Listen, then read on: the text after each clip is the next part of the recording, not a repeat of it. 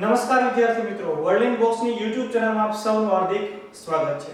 આપણે દોસ્તો જે ડેઈલી 5 સિરીઝ શરૂ કરેલી છે તે અંતર્ગત આજે આપણે ભણીએ કમ્પ્યુટરના 5 મહત્વના પ્રશ્નો તથા તેની સાથે સંબંધિત કેટલાક તથ્યો વિશે. તો શરૂઆત કરીએ સવાલ નંબર 1. દોસ્તો આજે પહેલો જ સવાલ છે તે કન્સેપ્ચ્યુઅલ સવાલ છે. તમે જો પ્રેક્ટિકલ કરતા હો, તમે વધારેનો ઉપયોગ કરતા હો તો આ સરળતાથી આ પ્રશ્નનો ઉત્તર આવડે, નહીતર આ સવાલ થોડો અઘરો પણ લાગે. જોઈએ આપણે કે MS PowerPoint માં સિલેક્ટ કરેલા કોઈ ઓબ્જેક્ટ ને કેવી રીતે કોપી અને પેસ્ટ કરી શકાય. તો આપણને કોપી અને પેસ્ટ નો કોન્સેપ્ટ ખ્યાલ છે, પરંતુ અહીંયા ઓબ્જેક્ટ એક એવો શબ્દ ઉપયોગ કરવામાં આવેલો છે. તો આપણે ઓબ્જેક્ટ કોને કહીએ? તો અહીંયા આપણે જે આખી સ્લાઇડમાં ભણી રહ્યા છીએ એ પ્રેઝન્ટેશન વ્યૂ છે. એટલા માટે જે કંઈ પણ આમાં કમાન્ડ હોય, જે કંઈ પણ કંઈ ટૂલ હોય, ઉપર જે કંઈ રિબન હોય એ આપણને ડિસ્પ્લે થતું નથી. ધારો કે મારે આમાંથી કંઈક એડિટ કરવું છે, કંઈ પણ શબ્દ મારે બદલવો છે, તો મારે નોર્મલ વ્યૂમાં જવું પડશે, એમાંથી મારે કંઈક ચેન્જ કરી શકીશ. હવે નોર્મલ વ્યૂમાં મારે ચેન્જ કરવા માટે હું જ્યારે જઈશ ત્યારે હું અહીંયા કંઈક પસંદ કરીશ ટેક્સ્ટ બોક્સને કે જ્યાં મારે એડિટ કરવું છે તેને. જેમ કે અહીંયા આખો જે સવાલ છે, એના જે વિકલ્પ છે, આપણે એક ઓબ્જેક્ટ ધારી લઈએ કે એક આવડું મોટું ટેક્સ્ટ બોક્સ છે અને એમાં દરેક ઓપ્શન છે ને સવાલ છે. તો એક આખો ઓબ્જેક્ટ થયો. આ સવાલની અંદર ઓપ્શન A એટલું પસંદ કરીએ તો એ પણ એક ઓબ્જેક્ટ કહેવાશે.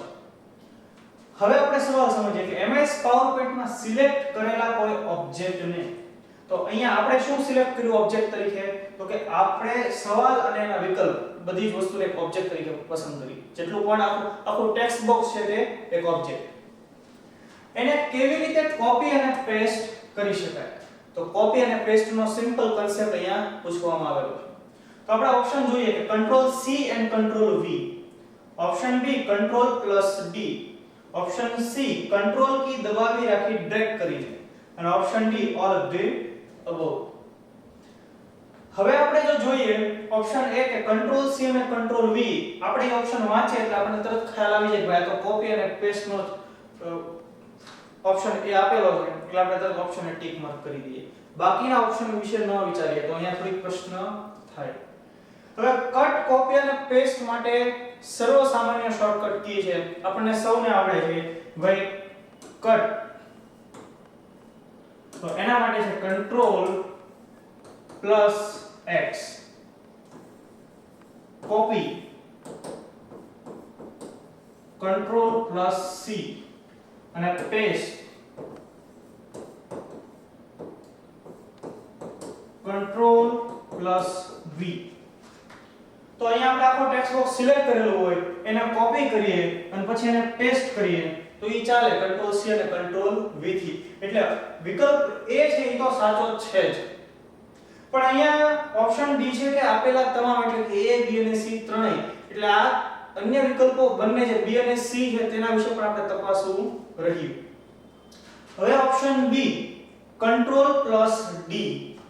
તો દોસ્તો તમે યાદ રાખો કે Ctrl+D પ્રેસ કરવાથી પણ તમે જે પણ ઓબ્જેક્ટ સિલેક્ટ કર્યો છે એને તમે એની જેવી જ પ્રતિકૃતિ એને તમે એક રીતે પેસ્ટ, કોપી અને પેસ્ટ કરી શકશો.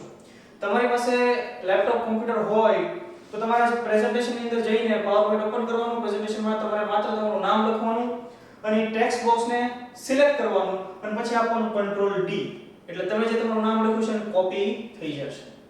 એટલે કે ઓપ્શન B પણ આપણા માટે સાચો છે. હવે તમને એમ થાય કે Ctrl+D પણ હું શા માટે આપું? હવે ઓપ્શન C વિશે આપણે તપાસ કરીએ કે કંટ્રોલ કી દબાવી રાખીને ડ્રેગ કરવાથી.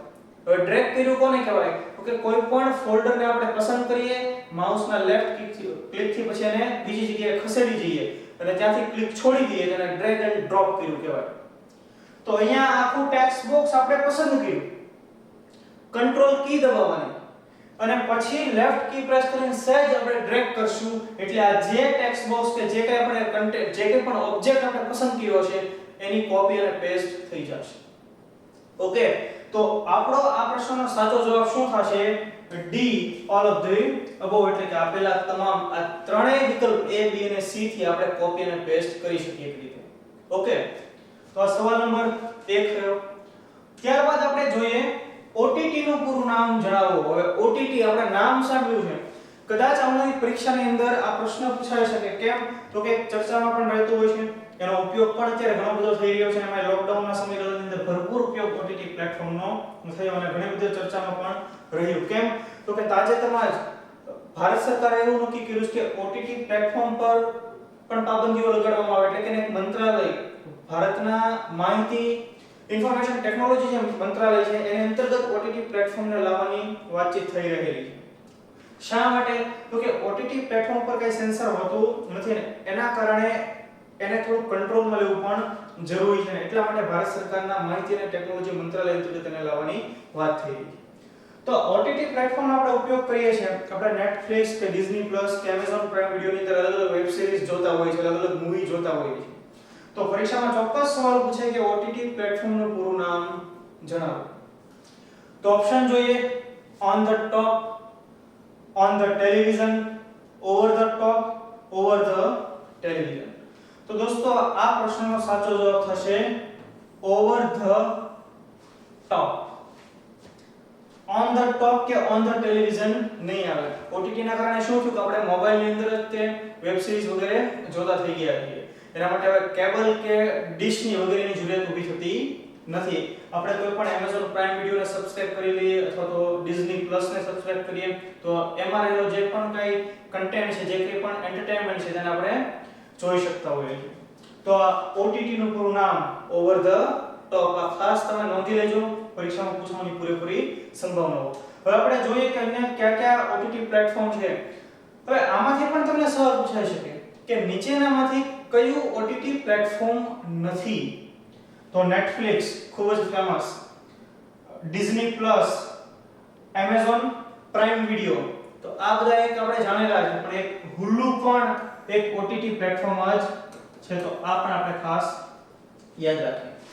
ત્યાર પછીનો સવાલ જોઈએ આપણે કે MS Excel માં પેજ બોર્ડર કેવી રીતે સેટ કરી શકાય. MS Excel ની વાત થાય છે. હવે Excel કઈ રીતના હોય? તો કે Excel ની અંદર શીટ હોય. Excel કેવો પ્રોગ્રામ છે? તો કે Excel સ્પ્રેડશીટ પ્રોગ્રામ છે. ગાણિતિક પ્રક્રિયાઓ માટે ઉપયોગમાં લેવાતો પ્રોગ્રામ છે. એમાં શીટ હશે. શીટ શેને બનેલી હોય? તો શીટ રો અને કોલમ ની બનેલી હોય. ઊભા જે સ્તંભ હોય એને કોલમ કહેવાય, આડી હરોળ હોય એને રો કહેવાય. રો અને કોલમ નું મિશ્રણ થઈને અહીંયા જે ચોરસ કે આ લંબચોરસ જે બને એને આપણે કહીએ સેલ કહીએ. ઓકે, તો અહીંયા સવાલ શું પૂછ્યો કે MS Excel માં પેજ બોર્ડર કેવી રીતે સેટ કરી શકાય.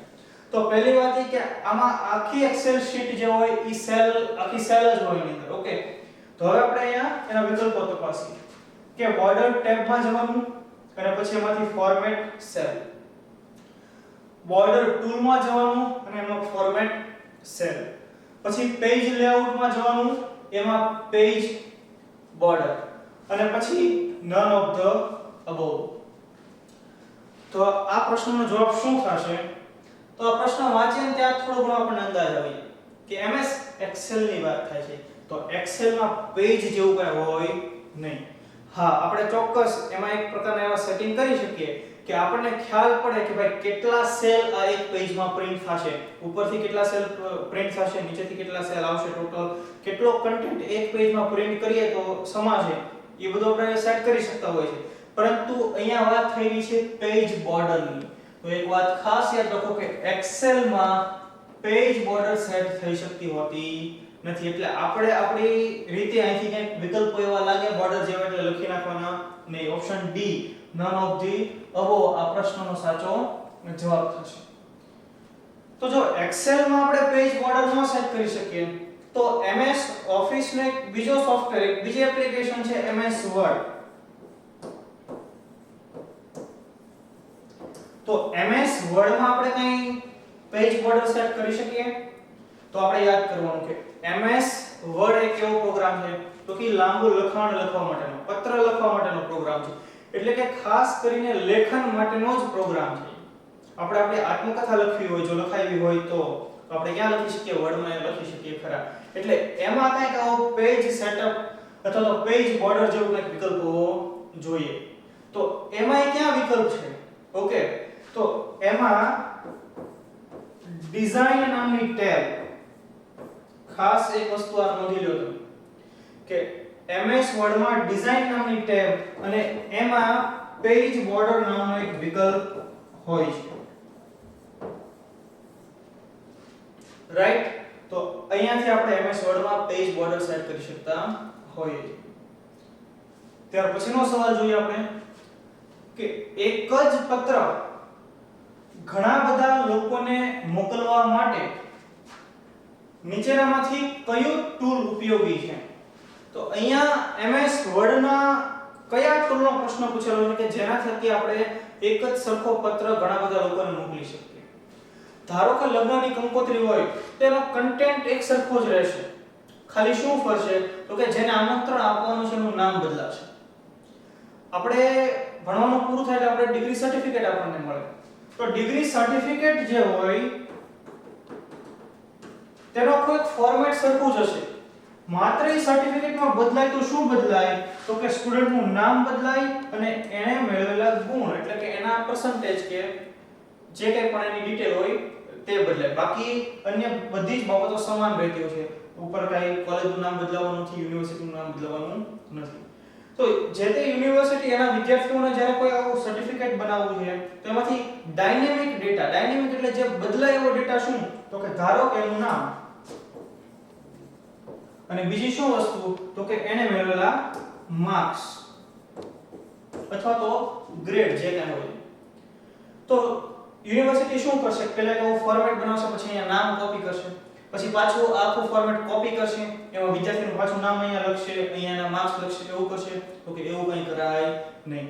એના માટે થઈને વર્ડમાં એક બહુ સરસ એવી સુવિધા છે જેનું નામ છે મેઇલ મર્જ. કે મેઇલ મર્જ દ્વારા એકવાર ફોર્મેટ તૈયાર કરવાનું અને ધારો કે હજારો વિદ્યાર્થીઓને કઈ ડિટેલ મોકલવી છે, એટલે આમંત્રણો કોઈને મોકલવા છે તો અહીંયા નેમ, અહીંયા માર્ક્સ, એ ડાયનેમિક ડેટાનો એક લિસ્ટ હોય. એ લિસ્ટને આપણે એ મેઇલ મર્જમાં એવી રીતે ઉપયોગ કરીએ કે જેથી એક સાથે બધાયના સર્ટિફિકેટ થઈ જાય તૈયાર. બધાને જો આપણે કંકોત્રી મોકલીએ તો કંકોત્રી પણ મોકલી શકીએ એના નામ સાથે.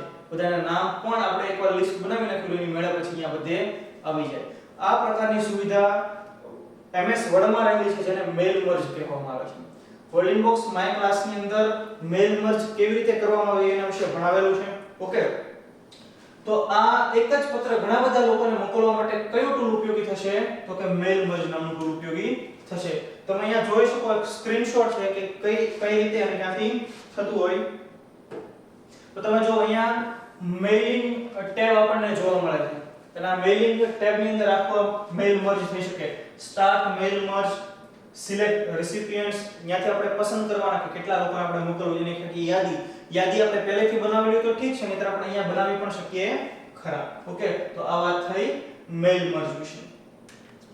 ત્યારબાદ જોઈએ કે સામાન્ય રીતે ઉપયોગમાં લેવાતા કમાન્ડ અને ટૂલના ઝડપી ઉપયોગ માટે MS Word 2003 માં કયા બારનો ઉપયોગ થતો હતો? એટલે આ સવાલ Word 2003 ના વર્ઝનમાંથી પૂછેલો. તો આપણે કે બહુ જૂનું તો કે ક્યારેક પેપર સેટર જૂના પર પ્રશ્ન પૂછી શકે. તો સામાન્ય રીતે ઉપયોગમાં લેવાતા કમાન્ડ અને ટૂલના ઝડપી ઉપયોગ માટે તો અહીંયા છે ઝડપી ઉપયોગ. તો તમે લેટેસ્ટ વર્ઝન બધા વિચારો 2007 ની પછીના બધા વર્ઝન, તો એમાં આપણને જોવા શું મળે છે? એમાં જોવા મળે છે ક્વિક એક્સેસ ટૂલબાર.